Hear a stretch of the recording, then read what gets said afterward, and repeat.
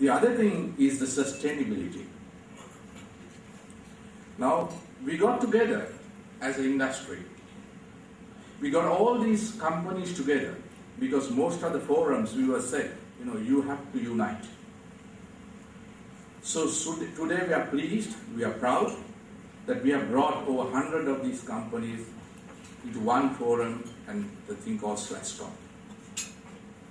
As Dr. P.B. Jayasundara said, when we first met him long years ago, we went as individuals more or less. But today, we go as a strong industry as SLASCOM. And the fourth layer, of course, is the government. Now, if we want to leapfrog, these three layers that I mentioned has to work very closely with the government. These four layers should be tightly integrated. They are not isolated layers. They depend on each other. So we thought, okay, the perception is that the IT industry are the only providers. But we want to break this today.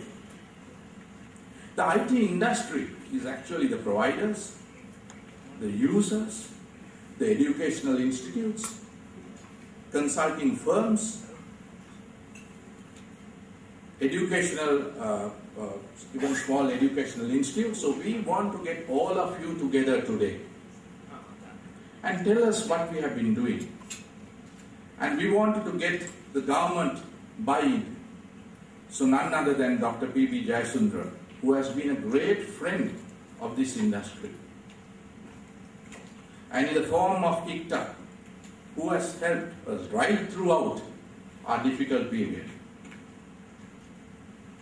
So we really need to work together. As Dr. P.B. Jayasundara said, unity is a must for this industry. So, ladies and gentlemen, we are united. But again, the strength matters by the numbers. So as SLASCOM, today we are inviting all of you to become members. It's not only the providers. We have kept provision for all users, the government organizations, educational institutes, firms like KPMG, Pricewaterhouse, E&Y, the universities.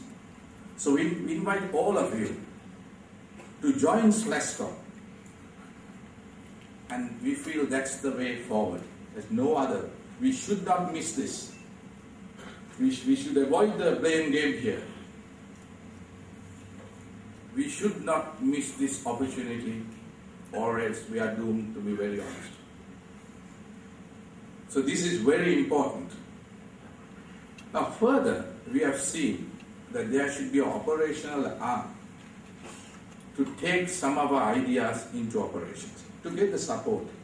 So we have formed a CIO Council, a Chief Information Officers Council, though it says we are more interested on all of whom are involved at policy level and help the industry. Thank you. To kickstart a very interesting questionnaire session. Firstly, I would like to thank a very positive set of comments made by Dr. P.B. Jayasundara and the other speakers. Actually, I must say that this is one of the most positive set of comments I've heard about the way forward of the country. Now, as Jayant mentioned, the first layer of this IT BPO industry is the people. So I would like to sort of dedicate a small session on thinking as to how we can take the people to the next level. In the sense, probably government proposed graduate scholarship sessions, something of that sort.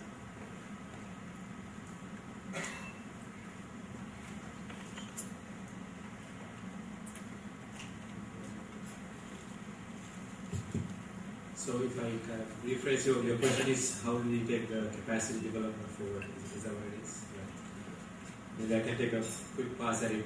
There were, as Dinesh was talking about earlier, there are a number of focuses. I think it has to be a focus which is government, industry, in collaboration. So a number of things. First of all, I think we need to make sure that our capacity, when you talk about capacity, it's not only about the graduates, it's also, if you take the BPO industry, it's also the professional qualifications like CMA, ICC and so forth, which we have in abundance. In fact, Sri Lanka has the second largest pool of UK qualified accountants after UK. So in some areas we really have the capacity. It just needs to be in the business. If you take IT, we probably have a capacity challenge in terms of number of graduates coming out, number of diplomats coming out. So the obvious things are to really expand the capacity in the form of government universities, create an environment that we can have a lot more private investment in education so that we can expand the number of qualified people coming out.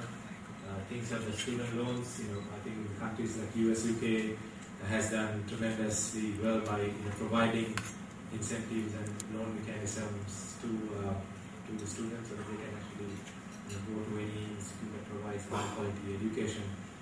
The student loan is probably one area that we really want to push and make sure that we come up with a very attractive mechanism where having anybody who has the intellectual capability but doesn't have the financial means can also get in. So that will really open this opportunity up for a large group of people in the country.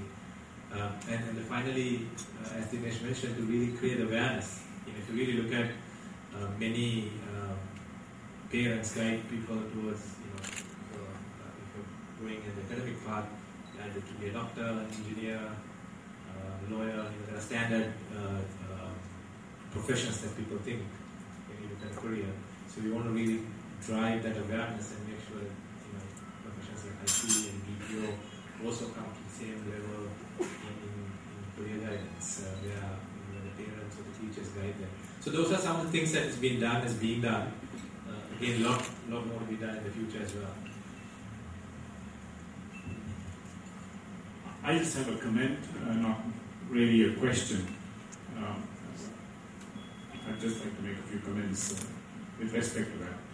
I think just like the apparel industry, where the industry went into rural Sri Lanka, there's an opportunity here for this industry also to be taken to rural Sri Lanka. What we did in the apparel industry is really take work to the villages, to the working villages, instead of bringing them into the cities, and by that continue to keep the socio-economic balance of the villages by ensuring that those working in the industry continue to stay in the village. If I may add,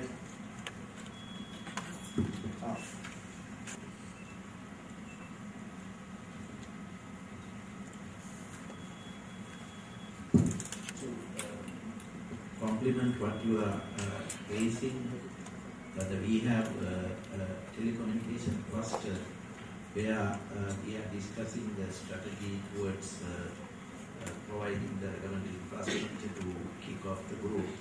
And I'm sure this is one area where we are seriously looking. In fact, yesterday I myself had a long interaction with the telecommunication industry, and another meeting will be scheduled to get all the stakeholders to get onto one strategy in this direction, and I am sure that we will be able to address this.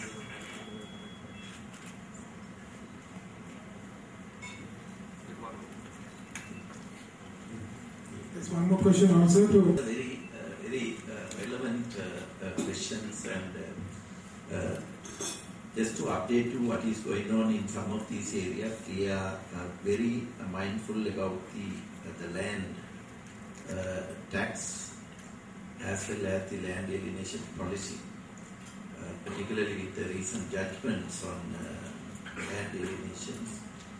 There is a greater concern. How best lands could be alienated for the use of private investment. Right now, we have in the Ministry of Economic Development itself has taken a personal interest on this initiative, and we are working to designate specific land areas and ensure that the Land Commissioner himself, without getting through BOI or any other agency, to allow for the private use, and that matter is right now being addressed. In addition, there are two areas where we are looking at. There is a cabinet subcommittee headed by the Honorable Deputy Minister of Finance, who is also senior advisor to the President, together with 5 other deputy ministers who are conversant on some of these important private sector development constraints, to look into all aspects of impediments that inhibit private sector investment, the approval procedures, the time spent on these matters, and hopefully within the next 2-3 months, the ministerial subcommittee will come up on their recommendations to simplify all these issues. The government itself has set up a cabinet subcommittee headed by the President himself to take up these issues seriously, and I'm sure those building blocks will address some of your concerns you raised, and we are mindful of reforming the BOI, reforming the Urban Development Authority, and also other investment approving agencies to fast track these procedures which we had 20 years ago in this country. And the Board of Mahesh explained how well the Board of Investment provided all these services within the existing legal framework. We didn't have much superior laws at that time. They are already there, but unfortunately systems or institutions may have outlived, and many things may have taken for granted, but we are reviving those issues. As an industry, over the last, especially last 7-8 years, we've silently grown. Even in the thick of the war going on, we grew at about 23%. And we are right now holding at about $275 million after revenue, and hopefully this year we will see at least about 26% growth. I think there are many reasons that why Sri Lanka can tremendously benefit from focusing on IT legal industry. First of all, it's one of the key industries out of all the industries that we have today, which will take us to the knowledge economy. The jobs that we create now will be at the higher level. We can reap the benefit of years and years of investment that we put into free education. This is probably the only industry we can take that benefit for that investment. And I think when we reach $1 billion, hopefully very soon, that we have at least about 100,000 people directly employed by the industry, and at least about 3 times of that will be indirectly employed. So about 400,000 people when the industry reach the $1 billion mark. It's also an industry which can take the development to the rural areas. If you really look at even today, industry employs over 70% of people outside of Colombo. So it's a large portion right now, though they gather in Colombo, and it can very easily go out to any other part of the country, and like countries like India has done pretty well by taking the industry over to the periphery of the country. It's also a green industry as the world gets a lot more concerned about the environment, and things like carbon taxing will start coming in. We will need to focus on industries which will really have an impact, very low impact on the environment, and that will really, when the carbon tax and things like that comes in, the cost of production in countries like China will go up significantly. So if you're focusing on industry which doesn't have impact on the environment, that will really also help us to sustain that growth.